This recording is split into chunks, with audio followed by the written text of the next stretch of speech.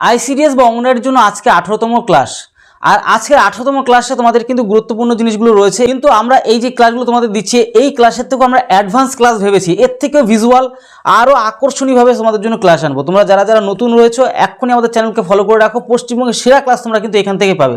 এর পাশাপাশি তোমাদেরকে বলো, তোমরা যারা যারা এখনো অ্যাডমিশন নিতে চাইছো এক্ষুনি বিলম্ব না করে আমাদের অফিসিয়াল নাম্বারে যোগাযোগ করো এবং তাড়াতাড়ি তোমরা কিন্তু অ্যাডমিশনটা নিয়ে ফেলো, তা তোমরা কিন্তু ভালো করে শিখতে পারবে, ঠিক আছে। আর তোমাদেরকে আরও একটা কথা বলবো, ভিডিওর মাঝখানে গুরুত্বপূর্ণ কিছু বিষয় নিয়ে আমরা আলোচনা করে দিয়েছি, যেগুলো পরীক্ষা আসার মতন, সেই বিষয়গুলো ভালো করে দেখে নাও। আর তোমাদের যদি কোনো কোয়ারিজ থাকে অবশ্যই কিন্তু কমেন্ট বক্সে জানাবে। তাহলে চলো এক এক করে সমস্ত বিষয়টা ভালো করে দেখে নাও। আইসিডিএস বা অঙ্গনওয়াড়ি আজকে 18তম ক্লাস তোমাদের জন্য রইলো এবং প্রত্যেকটি প্রশ্ন খুব গুরুত্বপূর্ণ, প্রথম থেকে শেষ পর্যন্ত দেখো এবং ভিডিওর মাঝখানে তোমাদের অনেক গুরুত্বপূর্ণ কিছু কথা বলে দেবো যেগুলো তোমাদের কিন্তু পরীক্ষাতে আসবে। সুতরাং একদম প্রথম থেকে শেষ পর্যন্ত তোমরা এক এক করে খেয়াল করো। আর আজ পর্যন্ত তোমাদের কিন্তু 255টা হয়ে গেছে, এখন 256 থেকে তোমাদের শুরু হলো। দেখো, একজন মায়ের গর্ভাবস্থায় স্বাভাবিক সময়কাল গ্যাস্টেশন পিরিয়ড সেটা হচ্ছে কতদিন? সেটা হচ্ছে কিন্তু প্রায় 280 দিন, সাধারণত 9 মাস 7 দিন অ্যাপ্রক্স কিন্তু হয়। তো 280 দিন তোমরা দেখতে পাচ্ছ এবং গর্ভাবস্থায় এই সময়কাল সাধারণত মায়ের শেষ LMP লাস্ট মেনস্ট্রাল পিরিয়ড থেকে হিসাব কিন্তু করা হয়। তো টোটালটাই তোমাদেরকে বলে দিলাম এবং চলো পরবর্তী আমরা গুরুত্বপূর্ণ প্রশ্নে আমরা চলে আসবো। যেগুলো গুরুত্বপূর্ণ সেই প্রশ্নগুলি তোমাদের জন্য কিন্তু নিয়ে আসছি, ঠিক আছে। দেখো, হেপাটাইটিস রোগে মানবদেহের কোন অঙ্গ সবথেকে বেশি ক্ষতিগ্রস্ত হয়? হেপাটাইটিস রোগে যকৃৎ বা লিভার ক্ষতিগ্রস্ত হয়, ঠিক আছে। এই যে যকৃৎ বা লিভার হেপাটাইটিস মনে রাখবে বারবার। হেপাটাইটিস বি হলো এর সবথেকে মারাত্মক প্রকার ও দীর্ঘমেয়াদী লিভার সিরোসিস ঘটাতে পারে, ঠিক আছে। চলো আরও আমরা গুরুত্বপূর্ণ প্রশ্ন খেয়াল করবো এখানটাতে। দেখো এখানে কি রয়েছে, যে দেখো এখানে রয়েছে মানবদেহের সবথেকে বড় শুধু অঙ্গ লার্জেস্ট অর্গান কোনটি? সেটা হচ্ছে ত্বক। এই যে আমাদের চামড়া যেটা বলি, চামড়া স্কিন। তো এই ত্বক হচ্ছে সবথেকে বড়, সারা শরীরে ত্বক রয়েছে, তার জন্য সবথেকে বড় অঙ্গ হিসেবে ওটা। আর যদি গ্রন্থি বলে তাহলে লিভার। যদি বলে গ্রন্থি মানবদেহের সবথেকে বড় গ্রন্থি কি, তখন লিভার। আর যদি বলি ত্বক, তা অনেকে গুলিয়ে যায়, এই বিষয়টা অনেকে খেয়াল করে না, হট করে লিভার মেরে চলে আসে। ত্বক হলো অঙ্গ হলো ত্বক, আর হচ্ছে গ্রন্থি হিসাবে লিভার। সমস্তটাই তোমাদেরকে একসাথে দেখিয়ে দিচ্ছি। আর সেই কারণে তোমাদেরকে বলি যে পশ্চিমবঙ্গের সেরা ক্লাস তোমরা কিন্তু আমাদের এখান থেকে পাবে। তোমরা মানে কি বলবো, যারা যারা এখনও কোর্সে ভর্তি হতে চাইছো বিলম্ব করবে না, আমাদের এই অফিসিয়াল নাম্বার রয়েছে, এই অফিসিয়াল নাম্বারে এক্ষুনি যোগাযোগ করো এবং তোমাদের সিটটা কিন্তু বুকিং করে নাও, ঠিক আছে। যত তাড়াতাড়ি সম্ভব সিট বুকিং করে নাও, তোমরা কিন্তু ভালো করে শিখতে পারবে। আইসিডিএস এর জন্য সেরা ক্লাস তোমরা কিন্তু আমাদের থেকেই পাবে, ঠিক আছে। প্রতিদিন মক টেস্ট পাবে, এই যে শিখছো, তোমাদের যে শেখাচ্ছি বিষয়গুলো, হ্যাঁ, এগুলো তোমরা কিন্তু মক টেস্ট আকারে পাবে, সেটা একমাত্র স্পেশাল ক্লাস ছাড়া পাবে না, ঠিক আছে। তোমার নিজের নাম, জেলার নাম আর আমাদের যে অ্যাডমিশন সেটা নিয়ে ফেলো, তাড়াতাড়ি তোমরা কিন্তু সিট বুক করে নাও, ঠিক আছে। চলো চামড়া, দেখো এখানে অতিরিক্ত তথ্য হিসেবে কী রয়েছে, যদি সবথেকে বড় গ্রন্থি হয় তাহলে গ্রন্থি জানতে চায়, তবে উত্তর হবে যকৃৎ। আর হচ্ছে গিয়ে দীর্ঘতম অস্থি, আচ্ছা অস্থির কথাও কিন্তু তোমাদের কিন্তু ক্লিয়ার করে দিচ্ছি এখানে। দীর্ঘতম অস্থি বা হাড়, ঠিক আছে, ফিমার, সেটা হচ্ছে ফিমার। সে আমি আগের দিন তোমাদের দেখিয়েছিলাম, তাই না। আমরা সবটাই কভার আপ করছি যাতে গুরুত্বপূর্ণ প্রশ্নগুলো যেন বাদ না যায়, আমরা সেভাবেই কিন্তু সমস্তটা ক্লিয়ার করছি, ঠিক আছে। আশা করি তোমরা বুঝতে পারছো প্রত্যেকটা জিনিস কতটা যত্ন সহকারে বানাতে হয়। তো যাই হোক, তোমরা যারা যারা কোর্স নিতে চাইছো আমাদের এই অফিসিয়াল নাম্বারে এখনই যোগাযোগ করো। আর এক ফোঁটা বিলম্ব করো না, কারণ কি মানে তুমি সময় নষ্ট করলে তোমারই কিন্তু ক্ষতি হচ্ছে এখানে, ঠিক আছে। তোমরা পিছিয়ে যাচ্ছ। আর যারা আমাদের কাছে শুরুতেই শেখা শুরু করে দিয়েছে, প্রথম ব্যাচ দ্বিতীয় ব্যাচ, তারা কিন্তু অ্যাডভান্টেজ থাকবে, ঠিক আছে। সুতরাং তোমরা আর বিলম্ব করো না, তোমরা যারা দেখতে পাচ্ছ এক্ষুনি তোমরা সিট বুকিং করে রেখে দাও, আমাদের অফিসিয়াল নাম্বারে যোগাযোগ করো এবং সিট বুকিং করো। ফোন যদি ধরতে না পারি তাহলে হোয়াটসঅ্যাপ করো, ঠিক আছে। দেখো, সাধারণ শাকসবজি ও ফলে কোন ভিটামিন একেবারেই পাওয়া যায় না? সেটা হচ্ছে ভিটামিন B12, মনে রাখবে। এবং কি ভিটামিন ডিটা খুব কম পাওয়া যায়, কিন্তু খুব কম পরিমাণে পাওয়া যায়। সেটা হচ্ছে দেখো ভিটামিন ডি আর B12 কোথায় কোথায় পাওয়া যায় একটু দেখে নাও। ভিটামিন ডি প্রধানত সূর্যালোকের সাহায্যে ত্বকে সংশ্লেষিত হয়, সেটা তোমাদেরকে আগেও বলে দিয়েছি। একটু রোদে কাজ করা ভালো, একটু খেলাধুলো করা ভালো, একটু রোদে, সামান্য রোদে, মানে সকালবেলার যে রোদটা আর কি, সেই রোদটাতে একটু ঘোরাফেরা করা ভালো। তো এই জিনিসগুলো অনেকে করতে চায় না, বাড়িতে ঘরের ভিতরে থাকে, এগুলো করতে নেই একদমই। তো যাই হোক, ভিটামিন B12, আরে সূর্যই তো আমাদের সকল সৃষ্টির উৎস। আমরা তো আপাতত বিজ্ঞানের ভাষা সেটাই তো জানি, তো তাকেই আমরা যদি ভুলে যাই তাহলে হবে কী করে। ভিটামিন B12 মূলত প্রাণীজ উৎস, দুধ, ডিম এবং মাংস থেকে কিন্তু পাওয়া যায়, ঠিক আছে। চলো আমরা কিন্তু আরও জিনিসগুলো, গুরুত্বপূর্ণ বিষয়গুলো আমরা কিন্তু আরও খেয়াল করে নেবো এখানে। দেখো কলেরা যে রোগটা রয়েছে না, কলেরা রোগ মূলত কিসের কারণে হয়? সেটা হচ্ছে ভাইরাস না ব্যাকটেরিয়া? এটা কিন্তু ব্যাকটেরিয়া ঘটিত, ভাইরাস নয়, ব্যাকটেরিয়া ঘটিত রোগ, ঠিক আছে। ব্যাকটেরিয়ার কারণে এর জন্য দায়ী ব্যাকটেরিয়া ভিক্টোরিও কলেরি। এই যে ব্যাকটেরিয়াগুলো দেখতে পাচ্ছ, তোমাদের সব দেখিয়ে দিচ্ছি আমরা, যাতে করে তোমরা মনে রাখতে পারো। আমি তোমাদেরকে এর আগেও একদিন বলেছিলাম যে আমরা যখন একটা সিনেমা দেখি, সিনেমাতে যে মানে যা কাহিনীগুলো হয় সেগুলো আমরা একটা ছবির আকারে বা একটা ভিডিওর আকারে দেখি, হ্যাঁ, তার জন্য কিন্তু আমাদের মনে রাখতে পারি। তো সুতরাং তোমাদেরকেও সেভাবে দিচ্ছি, তোমরা যেন মনে রাখতে পারো। তাই জন্য তো তোমাদের বলি যে পশ্চিমবঙ্গের সেরা ক্লাস তোমরা এখানেই পাবে, এবং তোমরা যারা নতুন রয়েছে এক্ষুনি ফলো এবং সাবস্ক্রাইব করে রেখে দাও চ্যানেলটিকে। আরও গুরুত্বপূর্ণ, এখন তো শুরু করলাম আমরা, এর থেকেও আমরা হাই লেভেল ভেবে রেখেছি, যেটা আমরা কোর্স নিয়েছো তোমরাই একমাত্র পাবে, ঠিক আছে। আমরা অ্যাডভান্টেজ জিনিস ভেবে রেখেছি রীতিমতো, ঠিক আছে। তাই তোমরা বিলম্ব না করে এক্ষুনি, তোমাদের কেন বলছি বারবার, না হলে তো তোমরা সেই পরে ভর্তি তো হচ্ছ, কিন্তু পরে ভর্তি হয়ে যাচ্ছ। আমি চাই একসাথে ভর্তি হয়ে তোমরা কিন্তু শেখা শুরু করে দাও, ঠিক আছে। 7430885955।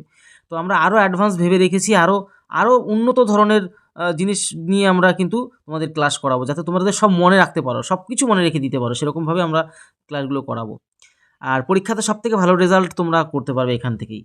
আচ্ছা, কলেরা রোগ মূলত কিসের, এটা বললেই তো তোমার আচ্ছা, এটি একটি মারাত্মক জলবাহিত রোগ, ঠিক আছে। এর প্রাথমিক ও সবথেকে কার্যকরী চিকিৎসা হলো ORS, অর্থাৎ আমরা যে ওআরএস খাওয়াই না, ORS, ওরাল রিহাইড্রেশন সলিউশন, ঠিক আছে। তো পান করানো, ORS খাওয়ানো, ঠিক আছে। চলো আমরা নেক্সট চলে যাবো আরও গুরুত্বপূর্ণ বিষয় নিয়ে আমরা আলোচনা করব।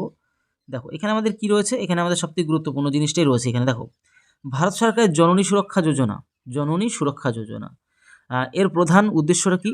হ্যাঁ, আমাদের সবথেকে বেশি নারী জাতিকে সম্মান করতে হয়। আমাদের এই জননীর যে সুরক্ষা জিনিসগুলোকে আমাকে আরও বেশি প্রায়োরিটি দিতে হবে, যাতে গোটা পৃথিবীর বা গোটা ভারতবর্ষের আমাদের ভারত মাতা, তারা যেন সুরক্ষিত থাকতে পারে। আমরা আমাদের তরফের থেকে আমরা সেটা সবসময় সরকারের কাছে কিন্তু প্রস্তাব রাখবো। তো প্রাতিষ্ঠানিক যে প্রসব, ঠিক আছে, প্রাতিষ্ঠানিক প্রসব বৃদ্ধি করে, ঠিক আছে, যে মাতৃমৃত্যু ও শিশু মৃত্যুর হার কমানো এবং প্রসূতি মহিলাদের আর্থিক সহায়তা দেওয়া, এটাই হচ্ছে গিয়ে এই জননী সুরক্ষা যোজনার কিন্তু প্রধান উদ্দেশ্য। এই প্রকল্পটি 2005 সালে জাতীয় গ্রামীণ স্বাস্থ্য মিশন NRHM এর অধীনে চালু করা হয়েছিল, ঠিক আছে। চলো আমরা নেক্সট আরও গুরুত্বপূর্ণ প্রশ্ন উত্তরের কাছে আমরা চলে যাব, যাতে করে আমরা কিন্তু সঠিক জিনিসগুলিকে আমরা শিখতে পারি, ঠিক আছে। দেখো এখানে আরও গুরুত্বপূর্ণ মধ্যে কী রয়েছে, বিনামূল্যে, একদম বিনামূল্যে ও বাধ্যতামূলক শিক্ষার অধিকার আইনে বা RTE অ্যাক্ট এ কত বছর বয়সী শিশুদের শিক্ষার অধিকার নিশ্চিত করার কথা বলা হয়েছে, সেটা 6 থেকে 14 বয়সী শিশুদের, ঠিক আছে, 6 থেকে 14। এবার কী রয়েছে দেখো, গুরুত্বপূর্ণ বিষয় এখানে, এই আইনটি 2009 সালে পাস হয় এবং 1 এপ্রিল 2013 সাল থেকে কার্যকর হয়। সংবিধানে এটি অনুচ্ছেদ তোমার হচ্ছে গিয়ে 21A এর অন্তর্গত, মানে 21 ক এর অন্তর্গত, ঠিক আছে। মানে প্রত্যেকটা তোমাদের অ্যানালাইসিস করে দিচ্ছি, যাতে তোমরা মনে রাখতে পারো, ঠিক আছে। তারপরে MCQ আকারেও তোমাদের ধীরে ধীরে পরবর্তীকালে আনবো, সেটা অবশ্যই কিন্তু আনবো, ঠিক আছে। চলো অসুবিধা নেই, কিন্তু আরও হাই লেভেল যদি ক্লাস পেতে চাও, আমরা ধীরে ধীরে ভেবে রেখেছি একদিনে, মানে আমরা সমস্ত প্রসেসগুলো চালাচ্ছি, ঠিক আছে। তো সুতরাং তোমাদের একটা কথা, আমাদের এই যে অফিসিয়াল নাম্বারে এক্ষুনি যোগাযোগ করে সিটটা বুকিং করে রাখো, যাতে ভালো ক্লাস শিখে তোমরা কিন্তু ভালো জিনিস পেতে পারো, ঠিক আছে। আচ্ছা, ভারতে জাতীয় অধিকার সুরক্ষা কমিশন, ভারতে জাতীয় শিশু অধিকার সুরক্ষা কমিশন NCPCR এ কত সালে গঠিত হয়েছে? 2007 সালে। এটি commission for protection of child rights act, ঠিক আছে, CPCR, মানে commission for protection of child rights act 2005 সালে, ঠিক আছে, 2005 সালের অধীনে গঠিত একটি ও স্ট্যাটিউটরি বডি, ঠিক আছে। টোটাল বিষয়টা চলো আলোচনা করে দিলাম, এবং গুরুত্বপূর্ণ বিষয়গুলো তোমাদের সাথে কিন্তু আলোচনা করছি, ঠিক আছে। দেখো আরও গুরুত্বপূর্ণ প্রশ্ন উত্তরের কাছে আমরা চলে আসলাম। কিশোরী শক্তি যোজনা, কিশোরী কাদের কল্যাণের জন্য চালু করা হয়েছিল? কিশোরী হচ্ছে বয়ঃসন্ধিকালে মেয়েদের, যেটা মূলত 11 থেকে 18 বছর বয়সী, পুষ্টি, স্বাস্থ্য, আত্মনির্ভরশীলতার উন্নতির জন্য, ঠিক আছে। মহিলাদের এগুলোকে আরও বেশি গুরুত্ব দিতে হবে। আজকালকার মেয়েরা কিন্তু একটু যেরকম 10 বছর 11 বছর পার হলে কিন্তু আর খেলাধুলোই করতে চায় না, ঘরের মধ্যে, মানে ম্যাক্সিমাম ক্ষেত্রে, গ্রামাঞ্চলে তাও কম হলেও এখন সব জায়গায় প্রায় সেম হয়ে গেছে। খেয়াল রাখাটা পরিবারের, আমি মনে করি, খুবই গুরুত্বপূর্ণ একটা ব্যাপার।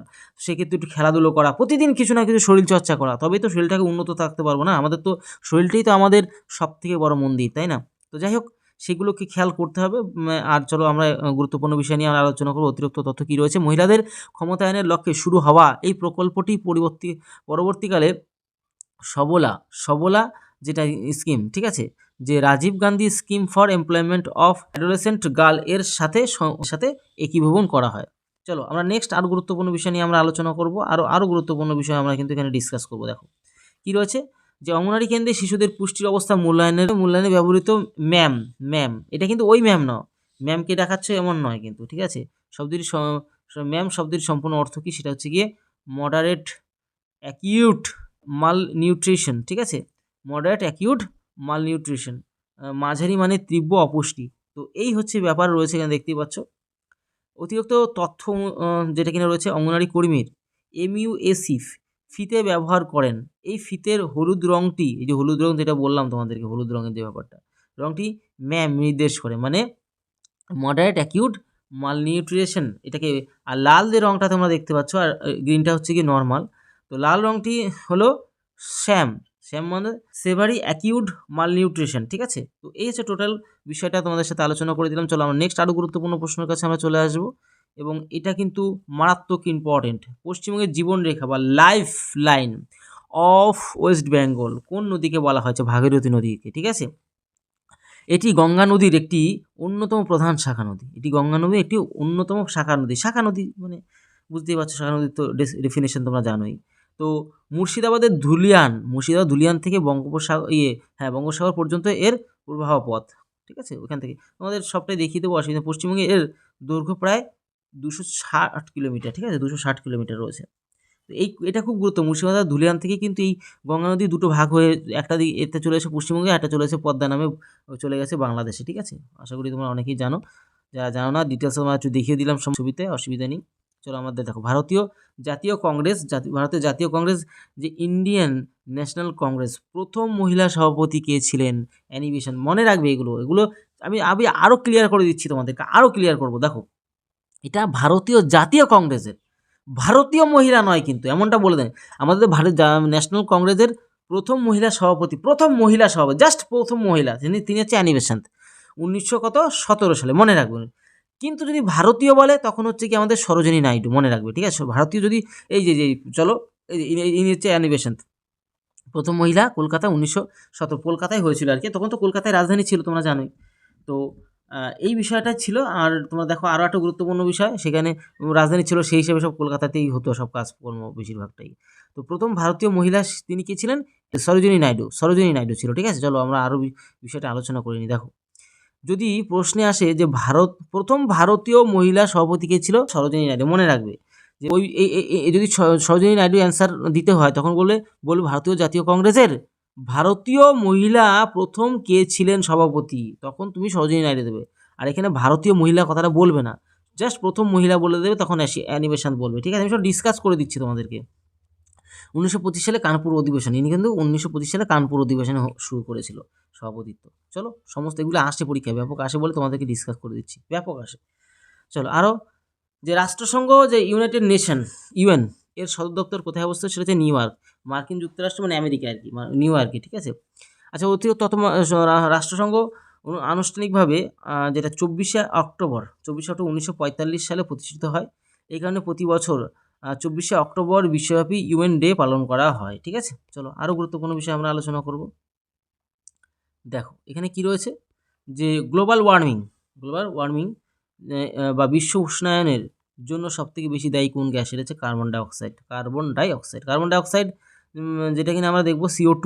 সেটা হচ্ছে কার্বন ডাইঅক্সাইড ছাড়াও অন্যান্য প্রধান গ্রিনহাউস গ্যাসগুলি হলো মিথেন মানে CH4, তারপরে ক্লোরোফ্লোরোকার্বন CFC, এবং কি নাইট্রাস অক্সাইড N2O, ঠিক আছে। এগুলো মনে রাখবে, এগুলো কিন্তু গুরুত্বপূর্ণ। দেখো তোমাদের দিও সার্কেল হিসেবে দিয়েছে কার্বন ডাইঅক্সাইড, ঠিক আছে। আর হচ্ছে সবটাই বেশি দায়ী হচ্ছে কার্বন ডাইঅক্সাইড। চলো আরও গুরুত্বপূর্ণ প্রশ্নের কাছে আমরা চলে আসবো। দেখো এখানে গুরুত্বপূর্ণ প্রশ্নের মধ্যে কী রয়েছে, দেখো ভারতের মিসাইল ম্যান অফ ইন্ডিয়া নামে পরিচিত কে ছিল? আমাদের প্রাক্তন রাষ্ট্রপতি APJ আব্দুল কালাম, ঠিক আছে। তো সেক্ষেত্রে দাঁড়িয়ে তিনি ভারতের 11তম রাষ্ট্রপতি ছিলেন হিসাবে দায়িত্ব পালন করেন। তার লেখা বিখ্যাত আত্মজীবনীমূলক বইটির নাম হচ্ছে উইংস অফ ফায়ার, মনে রাখবে, উইংস অফ ফায়ার। চলো আরও গুরুত্বপূর্ণ প্রশ্ন আর এখানে নেই, আপাতত আজকে এখানে শেষ। পরবর্তী ক্লাস দেখতে চাইলে অবশ্যই ফলো করে রাখো, সাবস্ক্রাইব করে রেখে দাও। 7430885999, এই যে 7430885999 এই নম্বরে এক্ষুনি যোগাযোগ করো এবং তোমাদের সিটটা কিন্তু বুকিং করে রাখো, ঠিক আছে। তোমরা যারা যারা ভালো করে শিখতে চাও। প্রতিদিন তোমরা মক টেস্ট পাবে, তোমরা প্রতিদিন আমাদের কিছু না কিছু ক্লাস পেতেই থাকবে। মেন ক্লাসগুলো তো অবশ্যই আসবে। এর পাশাপাশি তোমাদের কিন্তু আমরা কিন্তু সম্পূর্ণ অ্যানালাইসিস করছি, ধরে ধরে অঙ্কগুলো তোমাদের শেখানো হচ্ছে, ধরে ধরে ইংরাজিগুলো শেখানো হচ্ছে। সমস্তটাই আমরা কিন্তু দায়িত্বের সাথে সমস্তটা তোমাদের কিন্তু কভার আপ করছি। সুতরাং বুঝতেই পারছো, তোমরা আর বিলম্ব করো না। তোমরা যদি অ্যাডভান্টেজ থাকতে চাও, ভালো রেজাল্ট পেতে চাও, তাহলে আর ভুল না করে তাড়াতাড়ি 74308859 এক্ষুনি যোগাযোগ করে তোমার সিটটা বুকিং করে নাও, ঠিক আছে? আর তোমরা কিন্তু ভালো করে প্রিপারেশন, পশ্চিমবঙ্গের সেরা প্রিপারেশন তোমরা আমাদের কাছ থেকে পেতে পারবে। তো যাই হোক, তাহলে ভিডিওটি তত সময় পরিবারের সাথে ভালো থেকো, সুস্থ থেকো। জয় হিন্দ, জয় ভারত।